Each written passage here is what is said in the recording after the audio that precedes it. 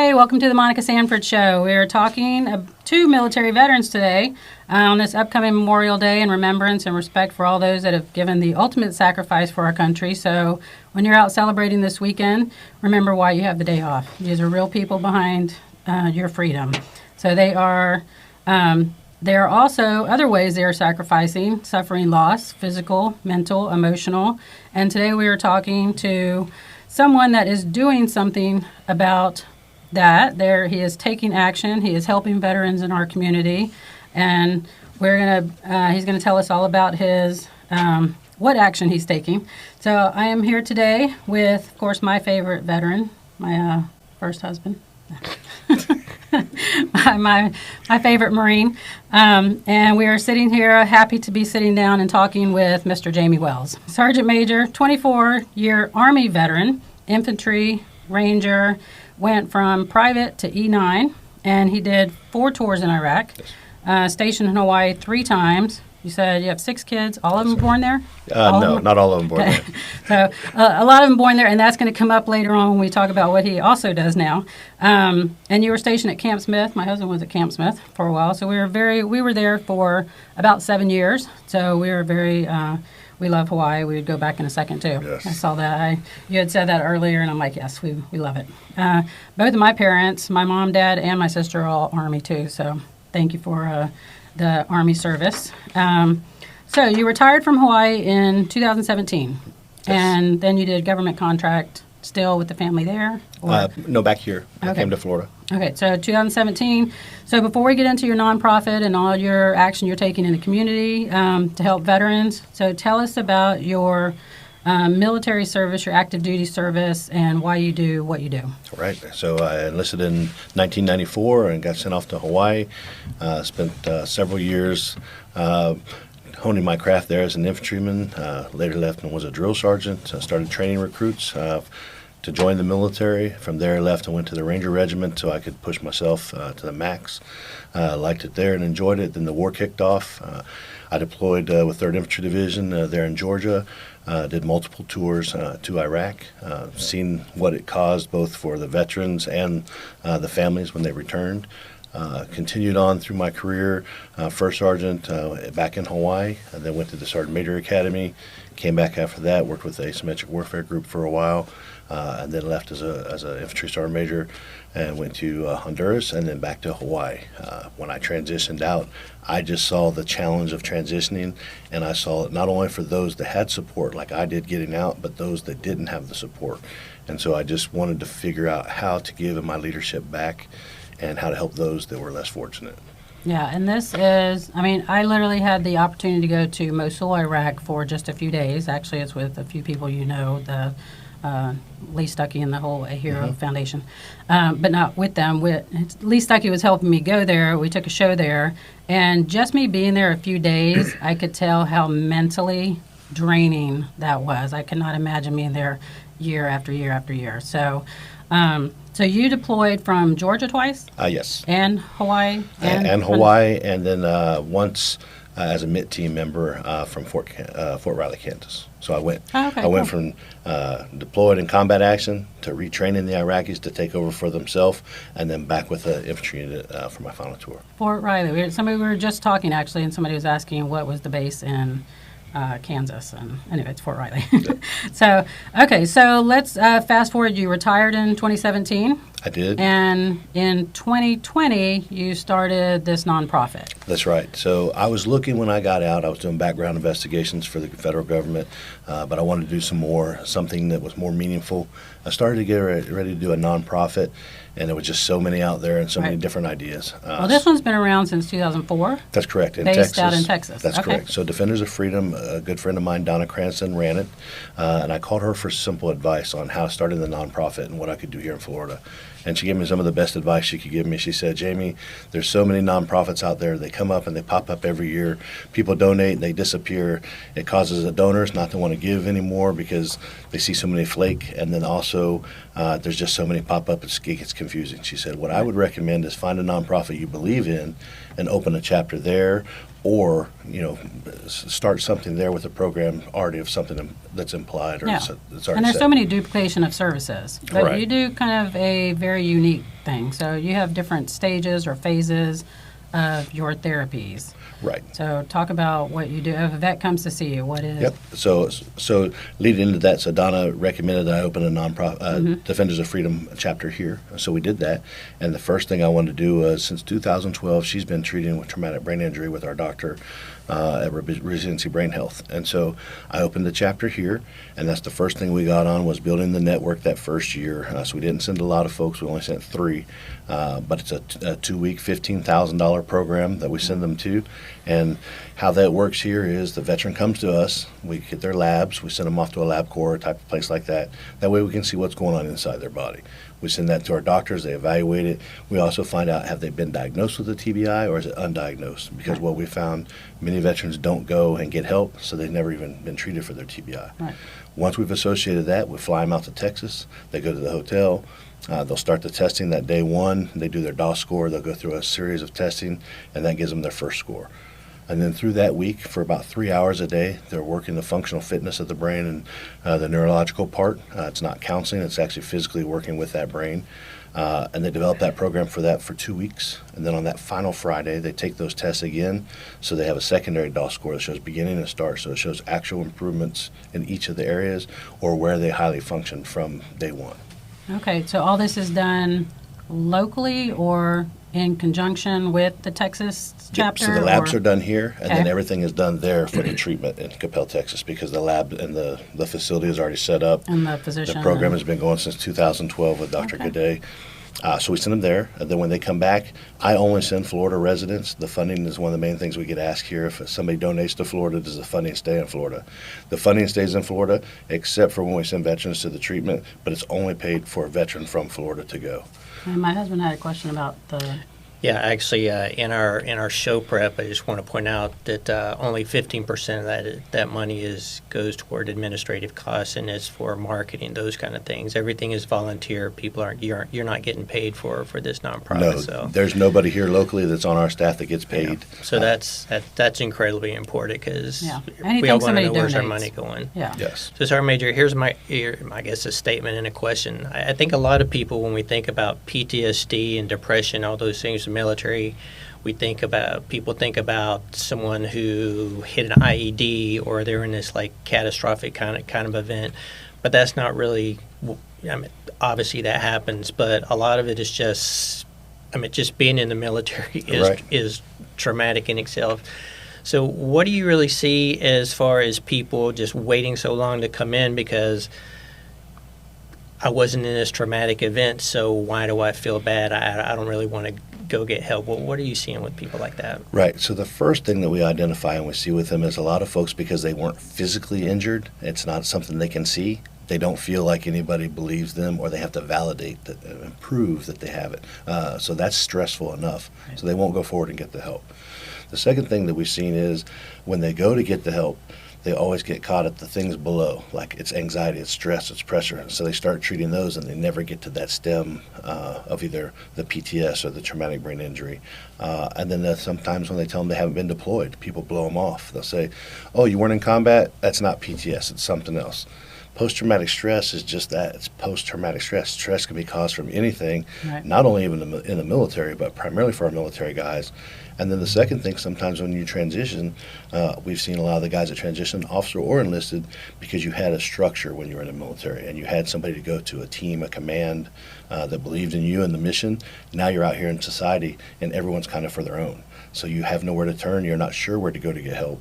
You see the other veterans, like I said, we talk about all the time, the severely disabled, amputees, severely Right. disfigured. They automatically get empathy and sympathy, as rightfully so, and they get treatment. But the point for them is they get to move on. The person with the invisible wound, the post-traumatic stress, they never get help because Yeah. they never get treated. Well, I want that to be a huge point because, yes, the amputations, the physical, the TBI is, and people know I do medical stuff, but it is actually a DSM, or the PTSD, that's a DSM-5. The TBI, those are all ICD-10 codes. We can code for those. So some people think if they don't have some physical like you said, amputation or the TBI diagnosed, things like that, that they can't come to you or they can't go to these places to get help, but they can. Yes.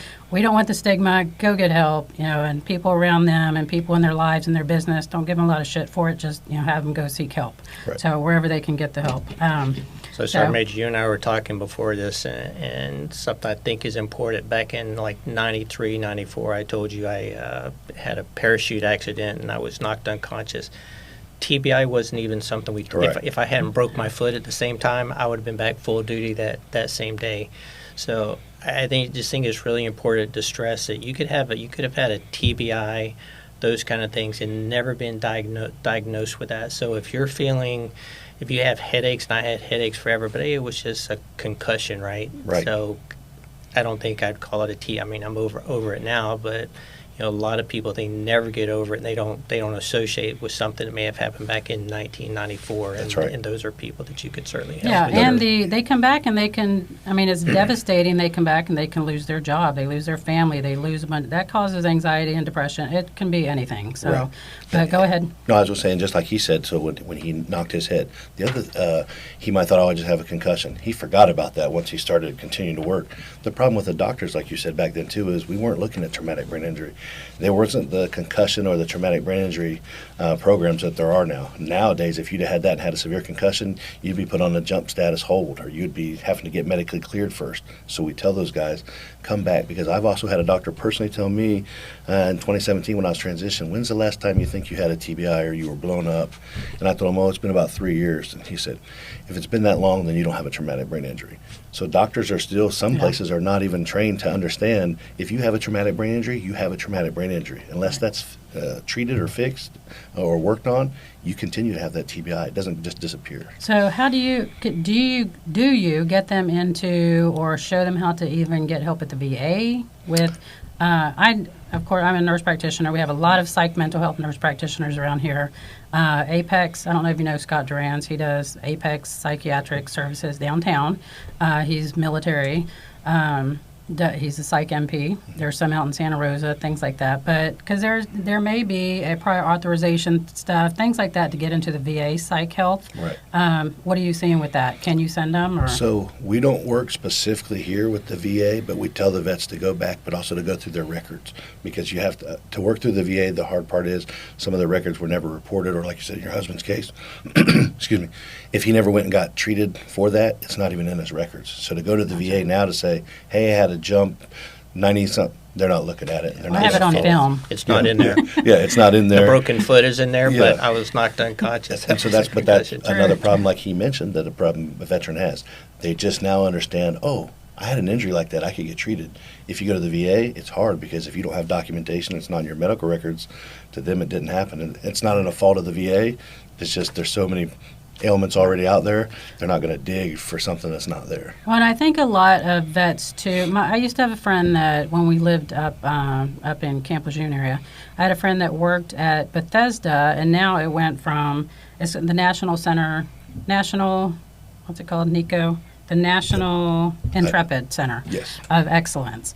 And I don't want vets to think that you are going to see you or somebody for help and they're automatically just going to give you a bunch of pills or something. No, so we don't prescribe that. Yeah, so and there are other avenues, there are other ways, and she taught like yoga and MMA type stuff and other avenues to just release stress and things like that. So what else do you do? I know you were talking about equine therapy or other things. Right. So talk about what you do with your vets. So other than the TBI treatment, while they're there's also a physical fitness portion that they go through, dietary.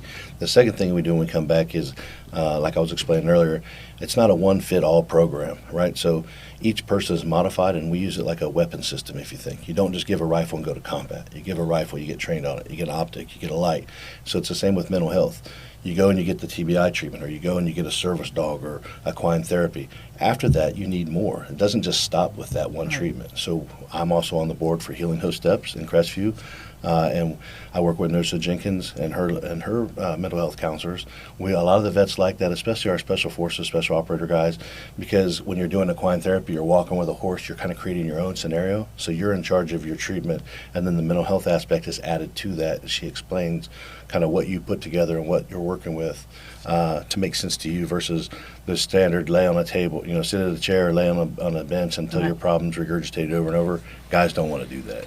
So, do you have a waiting list? How do people find you? I mean, we're going to get into all your contact stuff, but do you have a waiting list for people to come to you, or is it word of mouth? Do they have to be referred to you? No, it's really funding based. So we have a wait list right now. I have 5 vets, 2 female and 3 males. At $15,000 a pop, it's just each time we start doing our pool, like we have a couple of events coming up, a couple golf tournaments, when we raise that fund, or if somebody offers and calls and says, hey, we'd like to sponsor a veteran, or we'd like to help donate, once we have the funding and every together. single penny donation matters. Yes. No matter how big, how small, anything like that. I mean, of course, you love the big ones, but Right. you love any donation.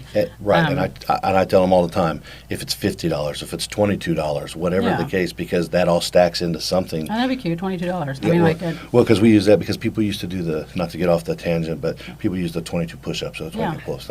That was cute. That was good 20 years ago when you were just trying to get visibility. Nothing but people asking now, like, where's quantifiable from that? When I do 22 push-ups, there's never been a vet that's came forward and said, thank you, Jamie. I decided not to commit suicide because you did 22 push-ups. No, give me 22 hours of your time, 22 minutes, $22. Oh, cool. That's an action versus awareness, because awareness by itself is just words. It's why it becomes white noise, or for a lot of organizations saying, hey, I'm creating awareness to get funding, but what are you doing with that funding? Yeah, and the action, like we had talked before, Madrina Ciano and the SWAT team that she has, she's had you on her show. The SWAT team, she backs with the action, helps y'all. Jessica Duncan gives all the time, so I love them. But I love it and I was coming around to your collaboration versus competition. We had talked about kind of duplication of services, but you collaborate with a bunch of places in town for your events. Right. So talk about some events that you've had coming up, things like that help. And the big thing about that is what we say is collaboration versus competition. That's when it's all about the veteran and not yourself or ego. Too many folks out there, they want to keep it to themselves, or they're worried, this is my grant money, or you're going to get into my money. It's about the veteran. Right. Let's work together, put these systems together so they have maximum resources. So some of the events we've done, obviously, like I said, Crew of SWAT has been a huge benefactor for us. Jessica Duncan with the Closing for a Cause. But we also work, like I said, with Healing Host Steps. We work with Forever Warriors, which is a new standalone program that was funded by Step One Automotive with Tiffany Horner. In fact, they're coming to our next Primitive Outdoor Skills Day with Fred Robbins. We're also, 11 June, we're taking 14 veterans out just to get out. I love the Robbins. They're going to go on a fishing trip to get to meet him, fish all day. And some of the other programs we'll talk about, but that's what we do, these collaborations. It's important for me to start off with saying that we try to do everything that brings a veteran out with the community, so the community can see who the veterans are within the area. Yeah. The veterans see the community still cares, and then they network together. And sometimes it doesn't have to be me. They meet you or they meet somebody else, and the channels, a positivity after that. They find a job, or they work together, or they have a skill set that they can utilize. But we have the fishing trip coming up, 15 July. And they just want to be seen. Right. It's like, see me, I'm here, I came back from, with. Right, and that's one thing we talk. And they can see each other. They need that peer support. They need, if I can reach out to somebody, it's going to be you or him or her. Right, and the other thing we try to talk post-combat and post-retirement or post-military, post-combat or post-service, because what happens is guys get tired of talking stories because they become the one-up guy, right? And so like if your husband says, I had 38 jumps, I was in Iraq during this, that other guy, instead of just listening, take that story and let that guy share his moment. Somebody's like, I did 40 jumps and I was in Afghanistan 38 hours. Yeah. We got to get past that. All right, it's about healing. It's about sharing. And sometimes when a guy's talking or a gal, they just want you to hear them, whether it's a community member or a veteran. So, Sergeant Major, how many jumps do you have? Mine, not very many, probably about 30. So I'm on the low end. Okay, well, you end. I want to kind of get into sort of your we'll just call it your mental journey after retiring. I'll just give you mine real quick, and I'm actually trying to write a book about this. What they call TABS, which is a transition class out of the military. Mm-hmm. I was originally enlisted 12 weeks to learn how to become a Marine. I had 1 day of transition class before I got out. Right. I actually felt fine for a couple of years. Then I went into corporate America, and every day I wanted to choke people. I know, I became an officer. There, leadership is constant, and numerous classes. I know as a sergeant major, every school you went to, NCO Academy, Staff NCO Academy, Sergeant Major Academy, it's all learning how to be a leader. There is nothing like that out in corporate America. Right. So I got out there, and I'm, can I say the word idiots? You got leadership out there. They've never, managers and corporate people who've never had any kind of leadership experience or training whatsoever, and that was just so frustrating. And talking to other veterans, they run into the same thing. It led to a lot of anger, probably depression, anxiety, all those things for me, and just kind of dug my way out of it. So just kind of what was your journey through, like, getting past some of the things that you experienced? No, it's funny you say that. So we have that conversation all the time with both officer and enlisted. The first thing I'll say is exactly what you said. We do a great job of desensitizing you when you come into the military. We do a horrible job, whatever service you're in, to desensitize you going back to the military. And before I get into what my journeys were, I'll tell you an example of that desensitization. I was in a barbershop one day with my son, and the lady next to me from there in Gulf Breeze was saying, Johnny's going to miss Tom. He's leaving for the weekend. He won't see him until Monday.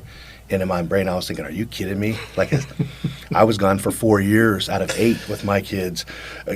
But then I realized, to me, that was ridiculous. But to that civilian who's never been deployed or never been without a parent, that 3 days to them might have been like a year for me. So again, that desensitization, or bringing you back to the community, we don't do a good job of that. Another thing was it was not hard ego-wise for me because my daughters kept me from having a big ego. But it was odd for me as a leader to go into a place like an auditorium and folks not know who I was. As a first sergeant, as a sergeant major, and as you as an officer and as a young Marine, when you go into a place, you've kind of already have a titleage, but you also have like, okay, he's going to say something important. We should probably pay attention and listen. And everyone knows you. When you walk into, like, my son's wrestling in an auditorium full of 100 and some people, and I have to reintroduce myself to everybody, or like, who am I? You're not Sergeant Major no more. You're Jamie Wells. You're just a dude. And they might say, hey, could you take that trash out for us? Not a problem for me, but I'm saying just knowing that nobody here knows who you are was a hard transition. And when I talked to our counselor, he said the same thing. Do you know how many officers or NCOs sit on that table and tell me the same thing? So that's one. That's their entire identity, and all of a sudden it was just taken away. Well, and I'd say the military is the only job that I know and way of life in that I know. When you leave, you start over. It was important when I was like a doctor, a brain surgeon never goes back to being the front receptionist. He's a doctor. For me, to get to the top, provided for my family, provided for me professional growth, and so it was all about getting to the top and taking care of the boys. But once you get to the top and you retire, what did getting to the top really mean? Out here, nobody knows the difference between a private, a sergeant, and a colonel. That's why I said, it's identity, and then it's stripped away just instantly, and you have to rebuild that identity. And some people struggle with that. And like I said, you could be like me, who it wasn't about ego; it's just people simply don't know you.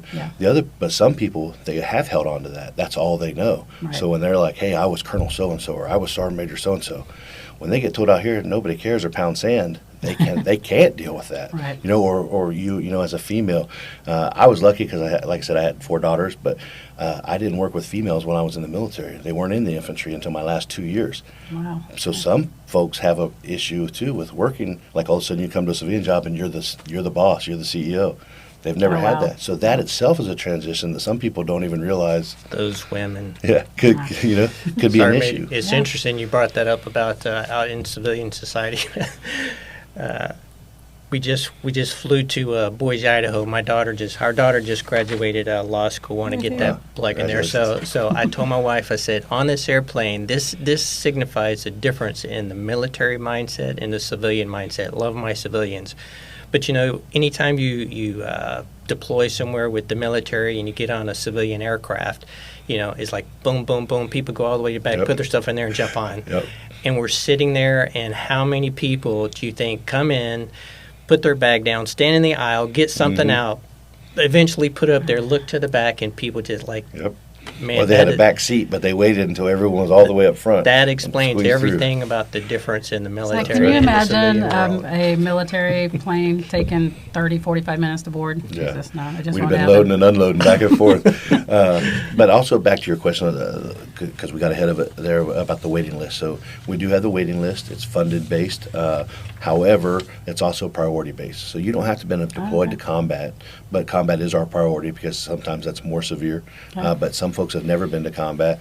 Right now, a priority for us is females because we've only sent one female from here. We've sent 3 females from our headquarters in Texas, and what we found is we're pushing to get more females because a whole new arena opens up when it deals with females and TBI. And one of the things we found out from the lady we sent, Stacy, was women are told from a young age, oh, you're PMS or you're emotional. It's hormones. Hormones. So a lot of the stressors that cause for TBI, they dismiss. So they don't even go forward to get the help because they think they're just being emotional or it's PMS.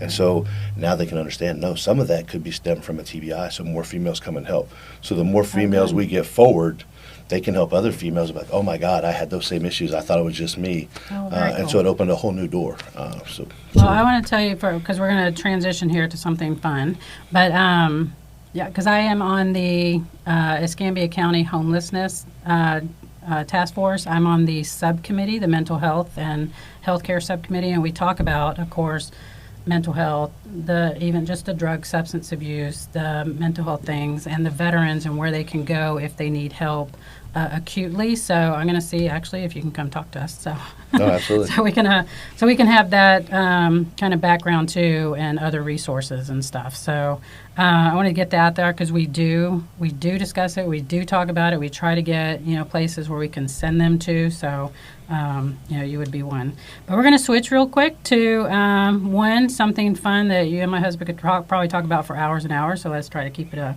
Is tell us about real quick your 2 weeks in the jungle of Milton doing Naked and Afraid. Naked and Afraid. Yeah, so I have several friends. In fact, they come to our Outdoor Skills Day that have been on the show Naked and Afraid. E.J. Snyder is a legend of the show. We were sergeant majors together in Hawaii. So I knew him before he was famous in the E.J. That he has become now. And he's a beast. Yeah. My husband watches this constantly. Yeah, and so I've been a huge fan. About 30 of the folks have been to my house, the personal friends that have been on the show. And so I applied 3 years ago. I made it to the finals, but I didn't get selected for the show itself. So the only problem with the network is you get called when you make it to the next level. You don't get a call if they drop, if you drop, you already move on. So you're waiting for that call. So I was training. At the time, I was like, I'm going to go out and just take some mock photos and have a little fun with it. And I did that, and I got and luckily now, to go back to say it was during COVID. So a lot of people were captured at home. They had nothing to do. Yeah. Literally the next day I started getting emails or Facebook texts saying, hey, that was awesome. Where are you at? Where are you going to? And EJ texted me and said, are you really on the show or are you just playing around? And I said, no, I was just doing a mock. He's like, oh, run with it. So I said, you know what? It was kind of fun. And for me mentally, it was kind of cool to be back out in the woods, and I was fortunate. I lived over in the moors at the time. The golf course had the roving hills, so nobody could figure out where I was at because Florida doesn't have hills. So that's I went out there and stayed a couple of days. Is that a naked man, Sergeant Major, or is that Bigfoot out there? What the hell is that? What the hell's going on? Yeah, so my partner, we didn't have, like the wild animals. People started putting requests like, oh, if you kill something or get a gator. Gosh. And I was like, I'm doing this for training, but also for fun. Yeah. So I can't be irresponsible, like kill a gator for no reason or something. Right. So we added some of my buddies came out as different characters or creatures or whatnot, and then we did the training. The only thing I had to do, and I put it out front, is I came home in the evenings because it wasn't a film crew. It was just me with my phone, and I started thinking if I was out there one night and a bear or and a wild animal came up, it'd be naked and disappeared. So I came back, but I sent those photos off, and what I did is after the third or fourth day, I was like, I'm getting so much feedback. This would actually be cool to help with that awareness. Yeah. So I said, I'm going to do this for the veteran suicide. And also at the time, Milton couldn't have a prom or a graduation because of COVID. So we sponsored five Milton high schoolers and got them packages for their graduation. And so they could take donations for what we were doing. And we were able to sponsor 5 veterans. We did that. The news came out and did a story on it, and they actually voted and said it was better than Tiger King at the time. So I thought that was going to be an opportunity to get on the show. I got a call this past year, reapplied and went through the program, but again at the final stage, keep applying. They went. So I'm working that, and the reason I want to be on the show, to be clear too, is obviously they probably pay to keep my clothes on. But it's that if I could get on that TV show at the national, international Yeah. level and talk about veteran suicide and it really bring some awareness to it, Right. that exposure is dollars. Well, do you take vets out to the field, I guess it's called? I mean, do you take them out to camp? Yes, And so that's what I was without gonna- being naked, Yeah, a bunch of naked run. You veterans laugh. running around. Everyone asks, and I say they always ask first question: are they naked? No, we're not naked. But for example, you wouldn't want- There's a Navy joke in there somewhere, but I'm not even going they will want to see it. But Sorry, Dave. like 15th of July, for example, and everyone's invited out at Spanish Trail Scout Reservation. Us and Forever Warriors are doing a family muster day. It used to be our primitive day, and what it is going to have 5 veterans from the show are coming out. They teach primitive water, fire, shelter building, and then they'll have a special Eagle Scout event at the end because two of the members of Bare Bones Bushcraft that are on the show are coming out are Eagle Scouts, so they're going to do a flotation device. Oh, cool. So when is that and where is that? That's 15 July. It's at Spanish Trail Scout Reservation in Defuniak. Beautiful facility, 100-acre spring-fed lake, a huge lodge. We've done that there for 3 years now, or 2 years, I'm sorry, and it's open to the public. We're going to get ready to push the flyer out here soon. But the important part is, again, and I'll share a story from last year. We had a veteran come. He brought his 2 young kids under 10 years old. If you think of a round robin, they went to each station and did their thing. While they were building the shelter, he said, do you mind if we stay here and not go to the next station? So it's your time, brother, to enjoy what you want. He spent about 4 hours building that shelter with his 2 kids. And when Aw. he left, he was the last one to leave that day. And he said, that's the most valuable time I've spent with my kids in 2 years. So for us, And they loved it. yeah, and that's a win for us. And Yeah. when I say, what do you mark your calendar at these events? I don't want to have people get together just to get together. At least one person should be impacted to a point where they're like, oh my God, I want to come back. So that day is fun.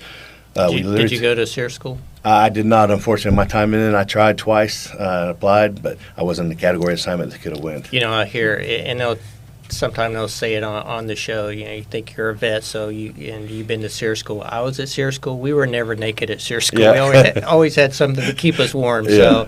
So think about that before you go to the Arctic for That's right. naked Yeah. and afraid. I want you to talk about real quick your shaved ice truck. Tell people about your shaved ice, where they can find it, where they can get it, where they can find your any website contact, whatever you want for the Defenders of Freedom, and your next event coming up. I know you just said that July. But Yeah, absolutely. So for the for-profit side, we do Local Boys Hawaiian Shave Ice. After 9 years in Hawaii, my ex-wife's Hawaiian Filipino. 2 of my kids were raised there.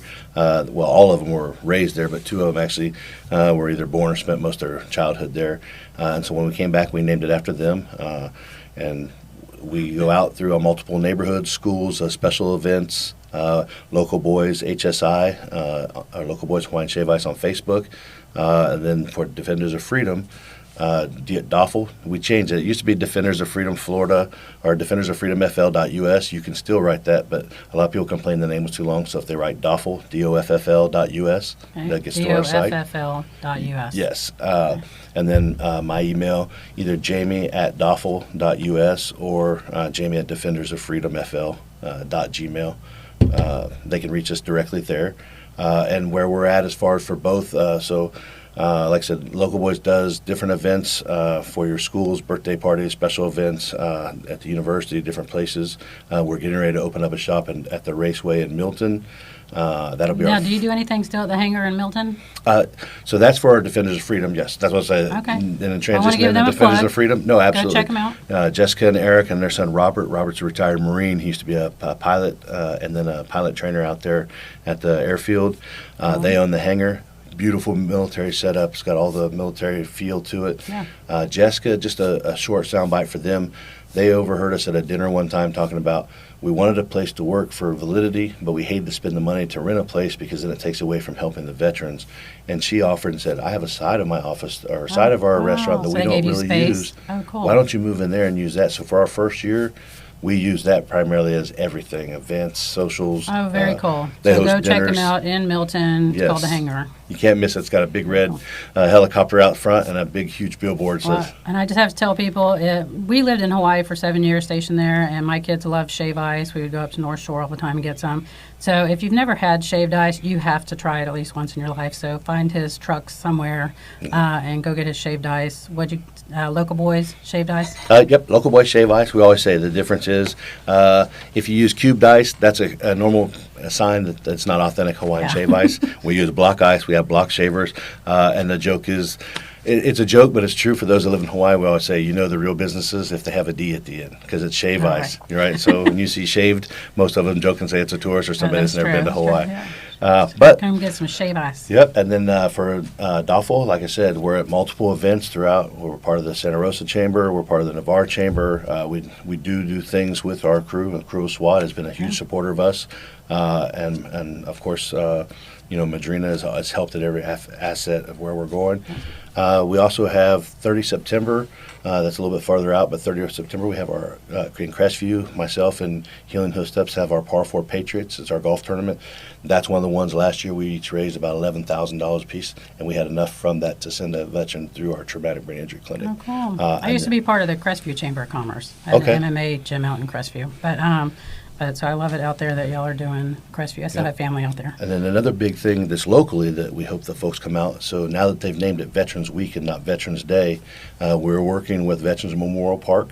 One of the veterans that we're working with, Josh Davis, he does therapy through music. He had a former Marine enlisted and Swiss Army officer. He's now working through music as his therapy. He says country outlaw music.